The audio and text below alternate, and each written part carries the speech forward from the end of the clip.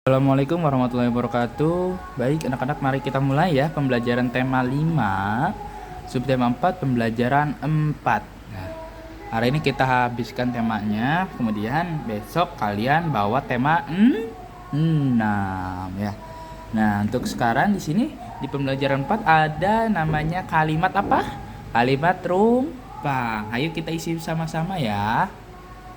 Yang pertama, kekeringan merupakan peristiwa langkanya keberadaan di suatu daerah pada waktu tertentu. Apa yo?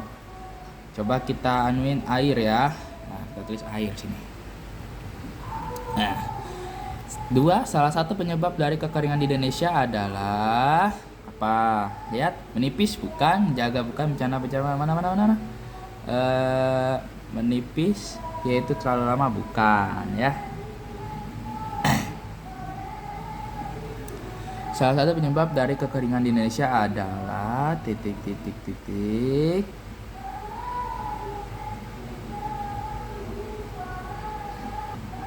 apa yo? Kemarau ya. Tulis di sini kemarau.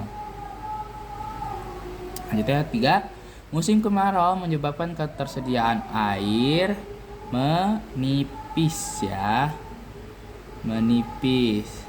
Nah, dan 4, air akibat kekeringan menimbulkan berbagai dampak bagi kehidupan manusia. Apa yo? Kekurangan air ya. Kekurangan. Kita tulis aja dulu, nanti kalau ada yang salah kita lihat dari awal lagi, oke? Kekurangan. Kemudian 5, masyarakat dan pengguna air yang baik harus ayo menghemat ya. Menghemat. Yang 6, air bekas cuci sayuran dapat dimanfaatkan ulang untuk menyiram tanaman. Nah, lanjut. 7, kita harus bersama-sama menanggulangi bencana banjir. Ya. Hujan deras menyebabkan bencana ya. Gampang ya, bencana banjir. 9, saat musim hujan harus sedia payung ya. 10, kita harus menjaga. Nah, seperti itu ya. Jadi untuk mengisi kalimat rumpang itu harus melihat teks sebelumnya dan sesudahnya. Yang dari kalimat rumpang ini baru kita bisa mengisi ya. Dalam artian kita harus bisa melihat konteksnya. Paham ya? Oke, kita lanjut. Dalam kehidupan sehari-hari kita pasti sering menggunakan kalimat tanya ya. Apa sih kalimat tanya ini? Kan sudah pernah kita belajar ya, yaitu kalimat tanya yaitu ada apa, mengapa, kapan, di mana, siapa, dan bagaimana ya. Nah, kegunaannya untuk apa sih? Nah, kita lihat di sini apa. Apa itu menanyakan tentang suatu kejadian ya. Apa ya. Kemudian kapan? Kapan itu digunakan untuk apa? Menanyakan tentang waktu kejadian ya. Contohnya, kapan peristiwa itu terjadi? Nah, seperti itu. Nomor 3, mengapa? Mengapa menanyakan tentang alasan terjadinya sesuatu. Misalkan mengapa Budi memasak jengkol? Mengapa? Berarti sebabnya kan, tanyain sebabnya. Kemudian yang keempat, di mana itu digunakan untuk menanyakan tempat kejadian. Ini udah pernah jelaskan semua ya di kelas ya, waktu tatap muka. Nah, nomor 5, siapa? Itu digunakan untuk menanyakan tentang siapa ya. Itu berarti untuk menanyakan apa? Pelakunya ya. Dan keenam, bagaimana itu digunakan untuk menanyakan proses terjadinya sesuatu ya. Nah, jadi kelima ini digunakan untuk ada fungsinya masing-masing. Paham ya? Nah, kemudian ini nih menjahit nih. Menjahit itu adalah pekerjaan menyambung kain yang bisa dilewati jarum, jahit, dan benang. Udah pernah menjahit belum? Sudah pernah belajar masukin benang ke dalam jarum belum? Kalau belum, belajar ya di rumah ya. Nah, Menjahit itu dapat dilakukan dengan tangan, memakai jarum, atau dengan mesin jahit. Sudah pernah lihat, pasti semua sudah pernah lihat ya. Nah, alat utama untuk menjahit adalah jarum dan benang. Kalau nggak ada jarum dan benang mau menjahit apa ya?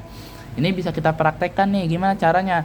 Masukkan benang ke jarum, kemudian ambil kancing, tahu kancing? Nah, tempelkan ke kain. Coba kalian belajar menjahit kancing ke kain ya. Ini sangat mudah ya, dipraktikkan. Nanti kalau ada waktu kita praktikkan ya. Kalau ada waktu nanti kita praktekkan ya. Atau untuk sekarang kan masih online nih, kalian nggak apa-apa praktik di rumah dulu aja ya. Sama ada pasti punya kan benang jahit dan jarum ya, pasti ya, semua orang pasti punya. Oke, selanjutnya kita masuk ke pembelajaran 5 ya. Ini paham secara ringkas aja ya, biar durasinya nggak panjang-panjang. Yang penting kaliannya paham, mengerti dari maksud yang Pak Ahmad jelaskan. Yang kelima nih, Ani berasal dari Jawa Tengah. Ia bersuku Jawa. Ia memiliki banyak teman yang berasal dari daerah yang berbeda. Misalnya Ayu dari Jakarta, Ahmad kok dari Papua, harusnya dari Cikarang nih Ahmad nih ya. Ahmad dari Papua dan Tono dari Kalimantan. Mereka sering menghabiskan waktu bersama, seperti bermain lompat tali di lapangan, bermain congkak di rumah Ayu, belajar bersama di rumah Ahmad atau rumah Tono, dan sekedar bercerita di teras rumah Ani. Mereka melakukan itu secara bersama-sama tanpa membeda-bedakan asal, daerah, atau suku bangsa. Semua itu mereka lakukan demi menjaga hubungan persahabatan agar tetap langgeng dan harmonis. Nah, ini contoh yang baik dalam berteman ya, tidak membeda-bedakan suku bangsa, warna kulit ya, ataupun membedakan ras ya. Jadi kita bermain dengan siapa aja ya, kita boleh bermain ya. Untuk apa? Untuk menjaga persatuan dan kesatuan ya, agar tidak berantem ya, karena berantem itu nggak enak ya. Nah, kemudian kita bahas kembali itu teks informatif. Nah, teks informatif. Nah, teks informatif itu ada dapat diperoleh dengan membaca surat kabar, majalah. Surat kabar, tahu surat kabar? Koran. Ya, kalau yang nggak tahu surat kabar itu adalah koran. Pernah lihat koran? Beli ya, murah koran. Yang baru koran paling 3.000 sampai 5.000 sekarang, yang bekas lebih murah lagi. Ya. Majalah atau mendengar dari orang lain. Dengan membaca teks informatif, kita akan memperoleh beragam informasi. Kita dapat menyusun teks informatif sendiri. Untuk menyusun teks informatif, kamu harus menggunakan kalimat efektif. Kalimat efektif apa aja? Ada subjeknya, predikat, objek, dan keterangan, baik keterangan tempat, keterangan waktu ya. Nah, dan sebagainya. Ini pasti kalian udah paham ya, udah pernah dijelaskan semua. Ini hanya pengulangan saja. Oke, untuk tugas kalian hari ini yang untuk di rumah ya, silakan kalian kerjakan evaluasi terakhir dari tema 5 subtema 4. Untuk yang kemarin subtema 3, evaluasinya kan bagian gue belum dikoreksi tuh ya. Nah, nanti kita koreksi ketika kalian masuk ya. Atau kalau enggak nanti Bapak buatin online-nya deh, biar gak ribet di rumah aja ya ngoreksinya ya. Yang penting harus jujur ya, harus jujur.